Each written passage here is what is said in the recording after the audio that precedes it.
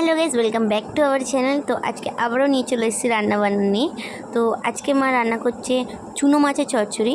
তো প্রথমে মা কড়ার মধ্যে দিয়ে দিয়েছিল বেগুন ভেন্ডি কাটা, তার মধ্যে দিল আলু কাটা, কাঁচা লঙ্কা কাটা, পেঁয়াজ কাটা, টমেটো কাটা দিয়ে মা ওটাকে ভালোভাবে মিক্স করবে মোরলা মাছ দিয়ে।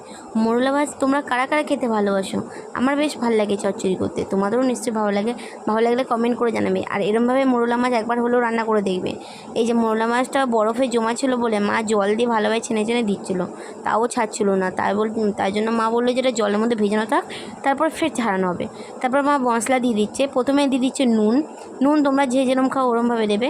আর চচ্চড়ি একটু ঝাল না হলে খেতে ভালো লাগে না। সে তোমরা যেন চচ্চড়ি বলো, মাছ বলো, মাংস বলো, আমাদের বাড়িতে একটু ঝাল ঝালই রান্না হয় আর একটু মশলাপাতি বেশি দিয়ে রান্না হয়। তো নুনের পর চলে আসলো আমাদের গুঁড়ো লঙ্কা পরিমাণটা কিন্তু একটু বেশি দেবে মা, কারণ একটু কালারটা দরকার। আমাদের বাড়িতে তরকারি খারাপ হোক, বাট কালারটা দরকার, কালারটা ম্যাটার করে। তরকারি যেমন তেমন হোক, কিন্তু কালারটা আমাদের তো খুব ম্যাটার করে। তারপর চলে আসলো জিরের গুঁড়ো, তারপর চলে আসলো কালো জিরে, যেটা ফোড়নের কাজ দেবে। মানে ওটা মা ডাইরেক্ট তো তেলে দিচ্ছে না, মাখিয়ে দিচ্ছে বলে মা ফোড়নের মতন একেবারে কালো জিরেটা মশলার মধ্যেই দিয়ে দিল। তারপর চলে আসছে হলুদ। আর এবারে যে হলুদটা মা যে দোকান থেকে কিনেছে, হলুদটা নাকি মাই বলছিল খুব ভালো, কালারটা খুব ভালো দিচ্ছে হলুদে। জানি না, আগেরবারে হলুদগুলো হয়তো ভালো ছিল না। তো এরমভাবে যে মাখানো চচ্চড়ি যেগুলোকে বলে, এই মাখানো চচ্চড়ি কিন্তু একটা আলাদা রকমের টেস্ট থাকে। হ্যাঁ, এটা ঠিক যে একটা মানে তোমার ভেজে রান্না করা, ওটার থেকে মনে হয় মাখানো চচ্চড়িটা আমার বেশি ভালো লাগে। খুব একটা আমার ভেজে রান্নাটা পছন্দ না। আমি এই ঠান্ডাকালে যত রকম মাছ ওঠে, নোনা মাছগুলোকে আমি মাখিয়ে মাকে বলি, মাখিয়ে পোস্ত বলো, তারপরে তোমাদের সর্ষে বলো, ওগুলো খুব খাই। তো তারপর আমাদের চলে এসেছে আদা রসুনের পেস্ট। আর মাছগুলো বরফ দিয়ে ছেড়ে গেছে, তো মাছগুলো মা ছাড়িয়ে নিচ্ছে হাত দিয়ে দিয়ে কড়ার মধ্যে দিচ্ছে। এই মাছে শুটকি মাছ ছিল ফ্রিজে, আমি জানতাম না। তো আমি সেবারে প্লাস্টিকে দেখতে গেছি, জানেন কি হয়েছে? আমার হাতের মধ্যে না প্লাস্টিকের মধ্যেই মাছের কাঁটা ছিল, নিয়ে ঢুকে গেছে। আমার খুব ব্যথা লেগেছিলো, তাই ভয়ে আমি মাকে বলেছিলাম একটু তুমি সাবধানে করো, হাতে না কাঁটা ঢুকে যায়। তাতে আমার হাতে রক্ত বেরিয়ে গেছিলো। এই শুটকি মাছ জন্য জানি না এত কেন হয়। তো তারপর চলে আসলো আমাদের সর্ষের তেল।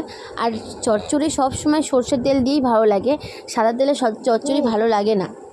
যেটা হচ্ছে আমার মাই বলে যে হাতে মাখা চচ্চড়িতে সর্ষের তেল আর ভর্তাতে সর্ষের তেল না হলে সেই ভর্তা চচ্চড়িকে চচ্চড়ি বলা হয় না, বা ভর্তা বলা হয় না। সাদা তেলে তো সব কিছু তো রান্না ভালো হয়, আমরা জানি না, বাট সর্ষের তেল আমাদের খুব পছন্দ। আমরা সর্ষের তেলটা খাই বেশি চচ্চড়িতে। তো আমাদের চচ্চড়ি মাখা কমপ্লিট, ভালোভাবে ওটা মিক্স করে নিচ্ছে। কেন এপার ওপর করে ভালোভাবে মিক্স করে মা 5 মিনিট এটা রেস্টে রেখে দেন কড়ার মধ্যে বসাবে। তারপর চলে যাবে আমাদের আলু ঝিঙে পোস্তর দিকে। আলু ঝিঙে পোস্ত কিন্তু আমাদের খুবই ভালো হয়েছে। তো আমি আলু পোস্ত খেয়েছি, বাট আলু ঝিঙে পোস্তটা আমাদের বাড়িতে খুব একটা করে, মানে নিরামিষ খুব একটা আমাদের বাড়িতে কেউ খায় না, যেটা হচ্ছে প্রথম কথা, যার জন্য নিরামিষ মা খুব একটা করে না। এদিকে হচ্ছে আমাদের ডাল আলু সেদ্ধ, ঝিঙে আলু পোস্ত আর মোরলা মাছের ঝাল। আহা হা, আর কি দরকার! তো মোরলা মাছে আমাদের মাখা রেডি। আর হ্যাঁ, এর মধ্যে একটু কাঁচা আম দিয়ে দিচ্ছে। কাঁচা আম দেওয়ার কারণটা এটাই হলো, মোরলা মাছটা একটু খেতে টকটক লাগবে আর খুব টেস্ট লাগবে। এটা তোমরা খেয়ে একবার দেখবে বাড়িতে, যে কাঁচা আম কুচে। তো চলে আসলো আমাদের চচ্চড়ির ওপরে বসাচ্ছে, আমাদের চচ্চড়ি ওখানে দমে হচ্ছে, আমাদের ডাল এখানে সেদ্ধ হচ্ছে। কড়ার মধ্যে মা দিয়ে দিল তেলের মধ্যে দেবে মা আমাদের আলুটাকে ভেজে নেবে সর্ষের তেলের মধ্যে। আলু পোস্ত করছে, আলু ঝিঙে পোস্তটা খুবই ভালো লেগেছে আমার খেতে। কারণ আমি প্রথমবার খেয়েছি বলবো না, আমি আগেও খেয়েছি আলু পোস্ত, কিন্তু ওই যে আলু ঝিঙে পোস্ত কম্বোটা না খুব ভালো লেগেছে। মা সর্ষের তেল আর রিফাইন তেল দুটো তেল মিলিয়ে দিয়েছে। তো তেলটা হিট হতে আমার টাইম দিচ্ছে। তারপর দিয়ে দিল কালো জিরে ফোড়ন, এটাকে গরম হতে দিচ্ছে।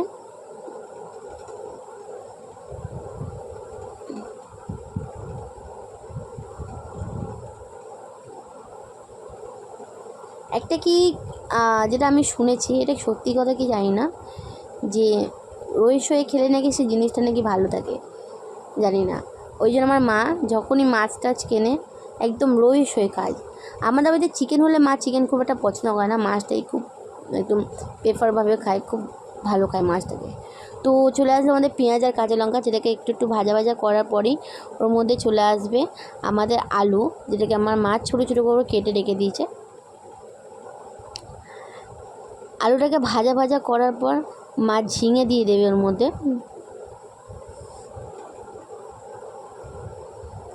এটা হচ্ছে আমার একটা বন্ধুর গাছের মধ্যে বাগানে যাওয়ার কথা আছে, একদম বাগানে যখন যাবো বাগানে জায়গাটা আমি বাগান করে রেখেছে। তো আমাদের ঝিঙেটাকে ভালোভাবে নাড়ায় ছোড়ায় ভাজানো হচ্ছে, কারণ ঝিঙেটাকে ভালোভাবে ভেজে নিতে হবে।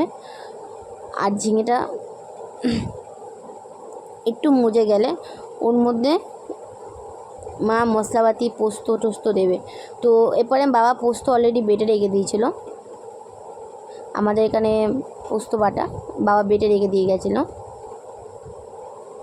তার মধ্যে মা একটু জল দিয়ে, কারণ পোস্তটা একটু শুকনো শুকনো বাটা হয়ে গেছিলো, তার জন্য মা একটু জল দিয়ে ওটাকে একটু ভালোভাবে নেড়ে নেবে, একটু গাঢ় করবে, কেন অনেকটাই শুকনো শুকনো হয়ে গেছিলো বলে মা বলেছিল অত শুকনো দিলে ভালো লাগবে না, যার কারণে মা বলেছে যে মোস্ট ফেভারিট মাছ মানে ওই মুজে গেলেই ভালো লাগবে, কোনো মাছ যায় না। একটু ইলিশ মাছের আগে তো মা একটু জল জল করে নেবে।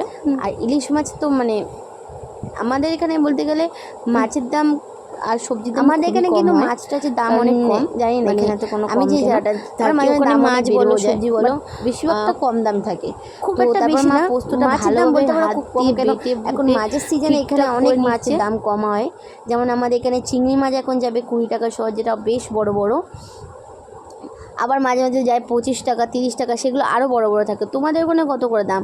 আমার তো ফেভারিট মাছ তো চিংড়ি মাছ আর ইলিশ মাছ। আমাদের এখানে পোস্ত রান্না করার ডান, মা পোস্তটাও দিয়ে দিয়েছে, পোস্তটা বেশ দেখতে খুব সুন্দর লাগছে। আমি বাকি ভিডিও করতে পারিনি মা একটা কাজের জন্য, কিন্তু আমি ফাইনাল লুকটা দেখিয়ে দিচ্ছি। তো গাইস ভিডিওটা এখানে শেষ করছি। ভিডিওটা ভালো লাগলে লাইক সাবস্ক্রাইব করে দিও, কমেন্ট করে জানিও।